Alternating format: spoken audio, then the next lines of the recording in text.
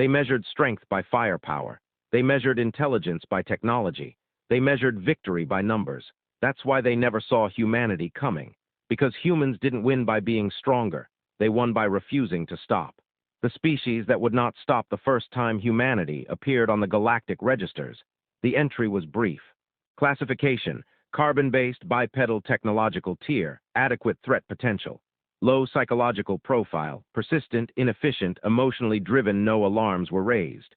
No councils convened. Humanity was filed away among dozens of young species that learned quickly but burned out faster, ambitious, noisy, and ultimately forgettable. They were wrong. Humanity did not arrive with a grand fleet or a declaration of destiny. They arrived limping. Their ships were patched with mismatched alloys. Their engines ran hot and loud. Their weapons were functional, not elegant. When alien inspectors boarded the first human trade vessels, they noted something curious. Most of the hull repairs were clearly temporary. Humans did not build things to last. They built things to keep going. The galaxy prized efficiency, energy conservation, clean solutions. Battles were won by overwhelming force, applied with surgical precision.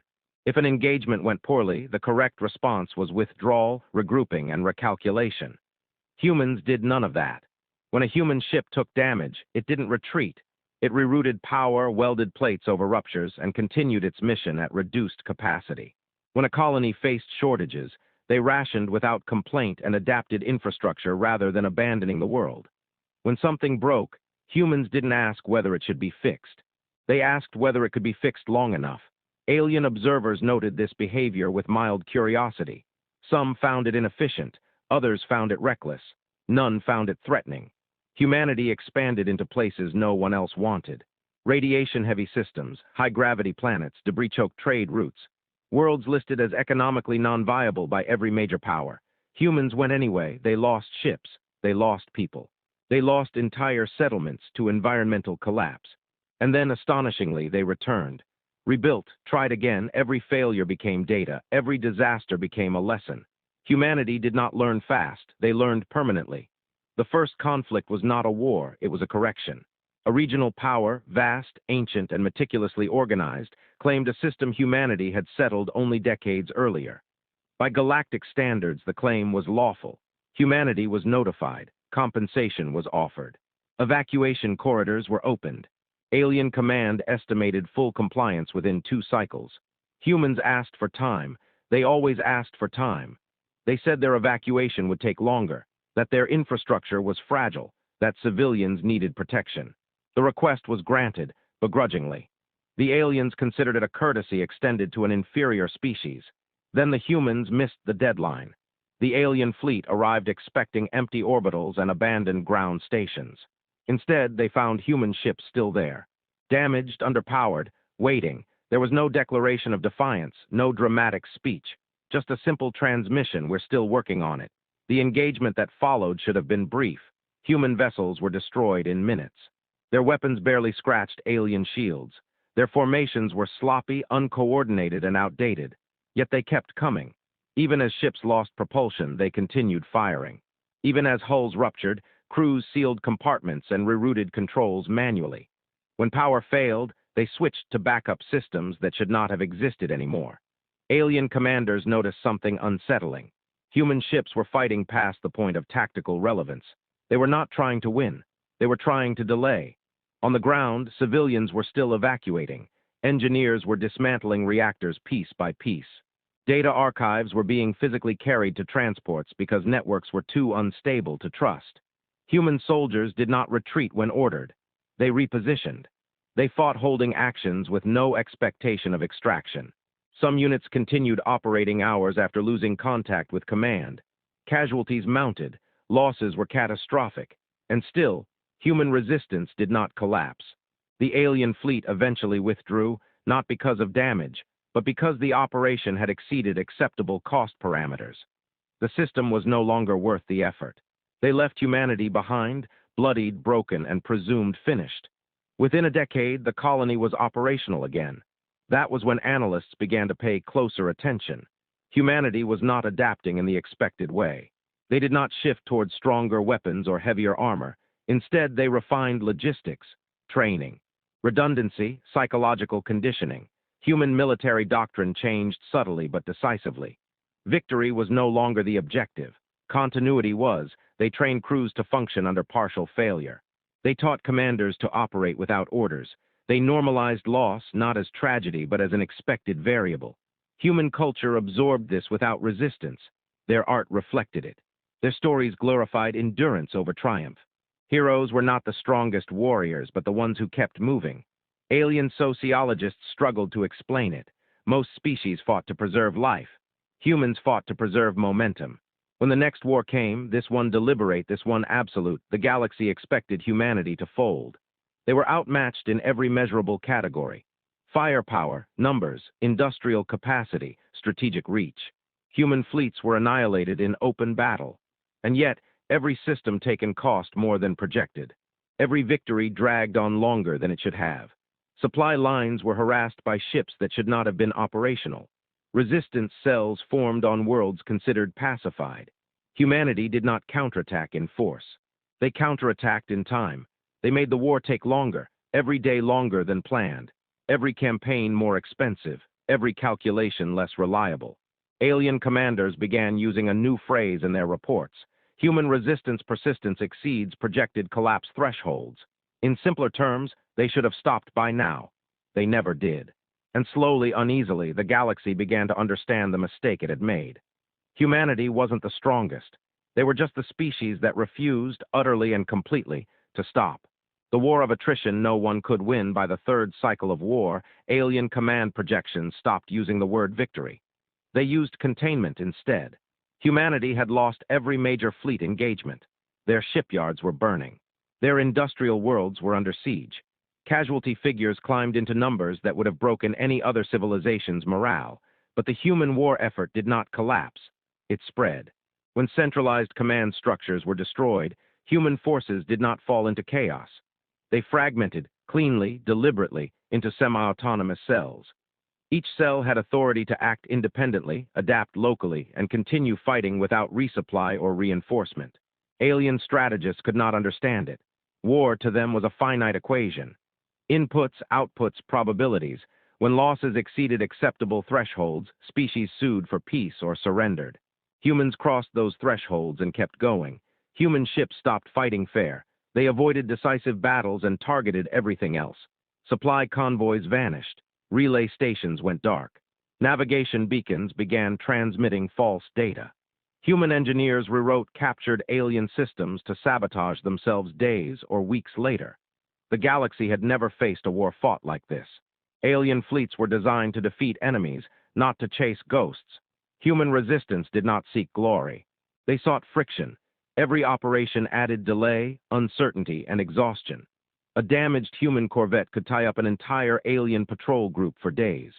A single boarding action could cripple a logistics hub without ever firing a shot. The war became expensive in ways no model could predict. Civilians became the backbone of human endurance. Factories moved underground. Children were educated in rotating shifts as power grids failed and reactivated. Farmers learned to operate defense drones. Engineers slept beside reactors, restarting systems manually after each bombardment. Human culture did not fracture under pressure. It hardened. They stopped speaking of winning. They spoke of lasting. Songs were written about broken ships that flew anyway. Stories circulated of medics performing surgery in zero gravity while under fire. These were not propaganda broadcasts. They were shared quietly, person to person, as reminders. Still here, that became the human war greeting. Alien commanders began to feel something unfamiliar. Fatigue. Not physical exhaustion, but strategic fatigue, the slow erosion of certainty. Every plan worked, and yet the war dragged on. Every victory felt incomplete. Every conquered system required permanent occupation, draining resources faster than projected. Human forces never regrouped where expected. They appeared in places marked as cleared. They rebuilt infrastructure faster than it could be destroyed. They learned from every encounter, refining their methods relentlessly. The more pressure applied, the more adaptable humanity became. Then came the moment that changed the war. A human fleet, barely worthy of the term, engaged an alien task force near a resource hub. Outnumbered 10-1, the humans should have withdrawn immediately. They did not. Instead, they attacked continuously. Damaged ships cycled in and out of combat without leaving the field. Crews rotated positions mid-battle. Wrecked vessels were cannibalized in real time to keep others operational. The engagement lasted 3 days, 3 days of constant pressure. Alien shields overheated, crews made mistakes, commanders hesitated. By the time reinforcements arrived, the human fleet was gone. The hub was destroyed. For the first time, alien strategists recognized the pattern. Humanity was not trying to defeat them outright. They were trying to outlast them. As losses mounted, alien morale began to fracture. Officers questioned orders. Analysts adjusted projections upward again and again. What should have been a swift suppression had become an open-ended drain on resources and attention. Some commanders argued for escalation, others for withdrawal. None could explain how to stop a species that treated suffering not as a deterrent, but as a condition to be endured. Human messages intercepted during the war revealed no desperation, no panic, only grim acceptance and determination. We're still standing. We can keep this up, as long as one of us remains. By the time the Alien High Council convened to reassess the conflict, a realization had taken hold. Humanity was not strong enough to conquer the galaxy, but they were strong enough to make conquest impossible. The war had become a contest of endurance, and for the first time in galactic history, the strongest empires faced a terrifying truth. They were fighting a species that did not know when to quit, and humanity was just getting started. The Relentless become unbreakable, the war did not end with a decisive battle. That alone confused the galaxy.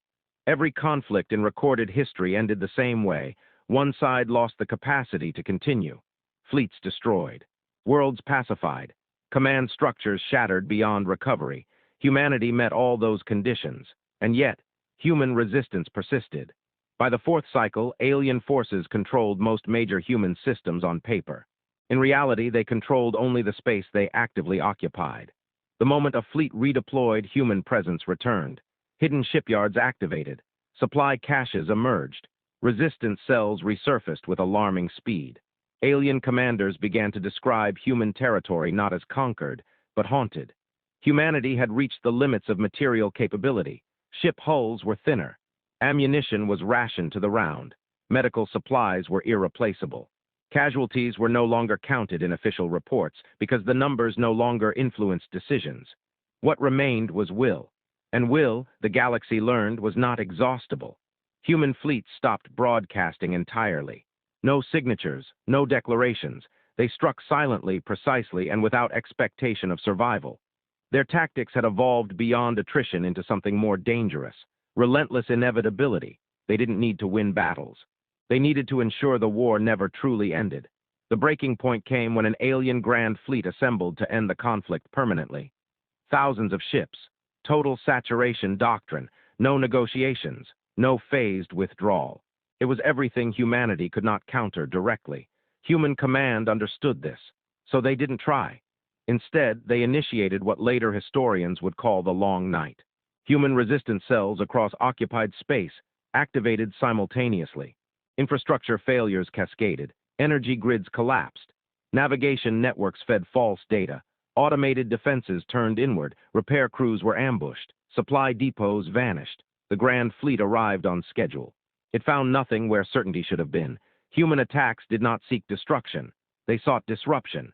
Every alien response triggered another failure elsewhere. The more resources committed, the more stretched their control became. For every system stabilized, 2 more destabilized.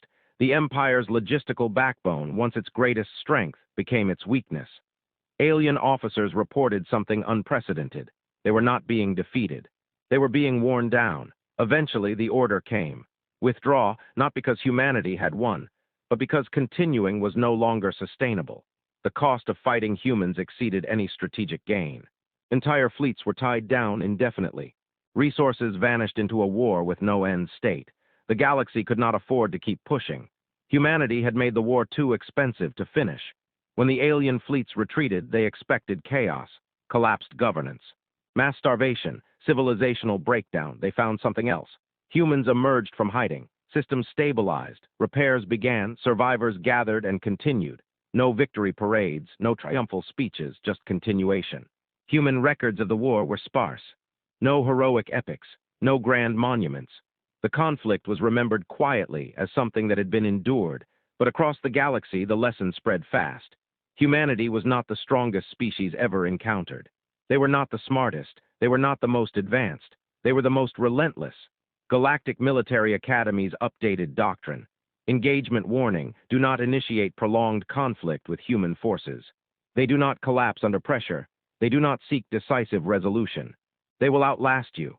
Humanity became a strategic anomaly, a species that turned survival itself into a weapon. Long after the war, alien diplomats would speak of humans with a mixture of respect and unease.